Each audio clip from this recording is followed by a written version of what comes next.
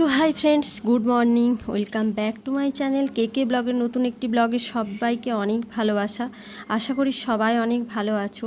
জায়গাটা দেখে আশা করি সবাই চিনতেই পড়ে গেছো। হ্যাঁ বন্ধুরা, আমি আসছি বাবার বাড়িতে। তো 2-3 দিন আগে এসছি, কিন্তু এত বৃষ্টি হচ্ছিল যে কোনো রকম ব্লগ শ্যুট করতে পারিনি, বাড়ি থেকে বেরোতেই পারিনি। তো আজকে একটু রোদ ঝলমলে ওয়েদার দিয়েছে, ভাবলাম তোমাদের সাথে একটা ব্লগ শেয়ার করি। আর আমার যে আগের ব্লগগুলো ছিল ওখানে শ্যুট করা হয়ে, তো ওগুলোই দিচ্ছিলাম। তো দেখো বন্ধুরা, এতদিন পরে গ্রামের খোলা মাঠ, আইসিডিএস সেন্টার আমার বাড়ির আগের দিকেই। তো এগুলো দেখে মন আনন্দে ভরে উঠেছে, সবুজ গাছপালা, আর এই যে প্রাইমারি স্কুল। তো এগুলো দেখে আর মানে কিছু বলার নেই। সকালবেলায় উঠেই ভাবলাম এত সুন্দর একটা পরিবেশ তোমাদের সাথে না শেয়ার করে পারি। আর এইটা আমাদের গ্রামের প্রাথমিক বিদ্যালয়। এখানে ছোটোর সময় আমি পড়াশুনো করেছি। স্কুল মানে এই যে পুরনো স্কুলটা দেখতে পাচ্ছ, এই পাশের স্কুলটা পড়াশুনো করেছি, আর ওই বিল্ডিংটা নতুন হয়েছে। তো এইটা আমাদের গ্রাম দেখো। আর এখানে এই যে শিবের মন্দির, খুবই জাগ্রত আমাদের বাবা মহাদেব। সত্যি বন্ধুরা, আমাদের গ্রামের বলে বলছি না, আমাদের এই ঠাকুর খুবই জাগ্রত। আর এই মহাদেবের মন্দির এখনও পুজো হয়নি, এখন তো সকাল 8টা 8:30 বাজে। তো এই মন্দিরের ভেতরে সবাই বলে যে শিব মানে মাটি থেকে ফুঁড়ে নিজে থেকেই উঠেছিল, এইটুকু শুনেছি। আর এই যে শিবের ষাঁড় দেখো কত সুন্দর লাগছে না পরিবেশটা গ্রামের। আর আগে তো কাঁচা রাস্তা ছিল গ্রামের, এখন দেখো পাকা রাস্তা, সবুজ, আর ওই পাশে মায়ের মন্দির। কোনো দিন না কোনো দিন তোমাদের সাথে শেয়ার করবো। আর এই যে জায়গাটা দেখতে পাচ্ছ, এখানে প্রচুর সবজি হয়, সবুজে সবুজ। আমাদের গ্রামের সমস্ত কিছুই চাষ হয়। তো তোমাদেরকে একে একে আমাদের গ্রামের সমস্ত কিছু শেয়ার করব। তবে হ্যাঁ, আমাদের গ্রামটা অনেকটা বড়, তার জন্য মানে সব কিছু আর সব পাড়ার দিকে যাওয়া হয় না। আর এইদিকে দেখো আমাদের বাড়িতে মনসা ঠাকুরের পুজো হবে, তো ওই জন্য বাবা সকালবেলায় স্নান টান করে এদিকে ফল কাটতে বসে গেছে।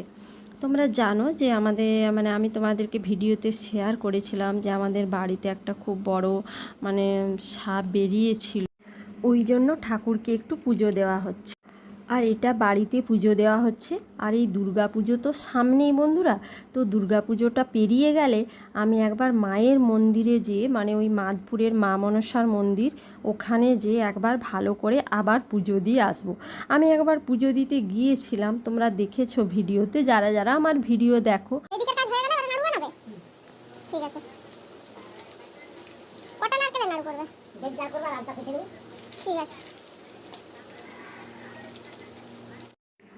আর আমার বাবা কেন ঠাকুরের পুজোর জোগাড় করছে এটা বলি। আমার বাবা কিন্তু ঠাকুরকে খুব নিখুঁত করে পুজো দেয়, একটুও যাতে খুঁত না থাকে। আর এদিকে দেখো অনেক মানে পুরো ফল গামলা ভর্তি করে কাটা হয়ে গেছে সমস্ত কিছু। আর বাবা দেখো কত সুন্দর করে পুজোর মানে সব কিছু সাজিয়েছে। বাবা খুব ভক্তি ভরে পুজোর করে, ওই জন্য বাবাই করছে। আর হ্যাঁ, একটু বেশি করেই ফল টল কাটা হয়েছে, কেননা পুজো হলে আমাদের যে গৃহস্থ বাড়ি আছে বা ভাগাড়ি, তারা তো প্রসাদ দিতে হবে বন্ধুরা। আমরা সবাই গ্রামের দিকে সবাইকে প্রসাদ দিই। অন্যান্য জায়গায় গ্রামে কীরকম জানি না, তো আমাদের এখানে দিই, ওই জন্যই বেশি করে প্রসাদ করা হয়েছে। তারপরে বাড়িতে বাবার যে সমস্ত রুগীরা আসে তারাকেও টুকিটাকি দিতে হয়, তো ওর জন্য প্রসাদটা একটু বেশি করেই বানানো হয়েছে।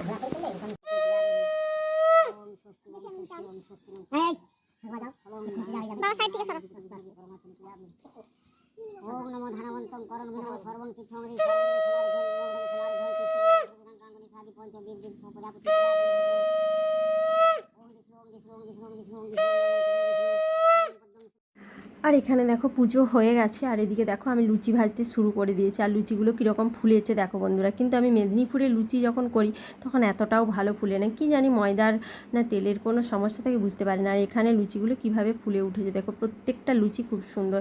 আর আমরা একটু লাল লাল লুচি খেতে ভালোবাসি না, একটু সাদা সাদাই লুচি করি।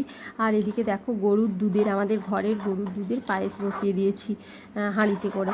তো পায়েসটা হয়ে আর আগে ঘুগনিটা হয়ে গেছে। লুচি দিয়ে ঘুগনি খেতে আমার সবচেয়ে বেশি ভালো লাগে। আগেই ঘুগনিটা করে রেখে দিয়েছি, তোমাদের সাথে আর দেখায়নি। তো তোমরাকে লাস্টে দেখাবো। আর এদিকে দেখো পায়েসটা নাড়াচাড়া করে নিচ্ছি, একটু নারকেল কোড়া দিয়ে কাজু কিশমিশ দিয়ে করে নিয়েছি। আর এদিকে দেখো ঘুগনিটাও আমার রেডি, কাঁচা লঙ্কা টমেটো দিয়ে জিরা আদা বাটা দিয়ে একদম নিরামিষভাবে করেছি। খুব সুন্দর কালারটা আসছে, তাই না?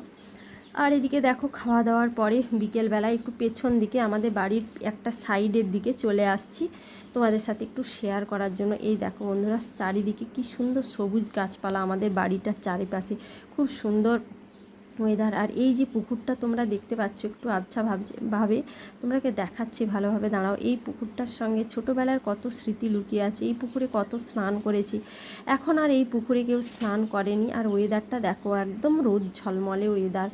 আর এই যে পুকুরটার কথা বলছিলাম বন্ধুরা, এই পুকুরটা আগে কত স্নান করেছি, কত বাসন ধুয়েছি, কত জামা কাপড় কাচা হয়েছে, কিন্তু এখন আর কেউ পুকুর ব্যবহার করে না। সবার বাড়িতে বাড়িতে সাবমার্শাল হয়ে গেছে। পুকুরগুলো তো এই মাছ ছাড়া হয়, পুকুরগুলো যেন মানে জঙ্গলে পরিণত হয়েছে। এই আর কি, তোমাদের সাথে ভাবলাম শেয়ার করি। আর ওই পাশের দিকে দেখো, সেই পাশে আমাদের গৃহস্থের বাড়ি, ওই যে পাকার বাড়িটা উঠছে, ওটা আমার কাকুর বাড়ি।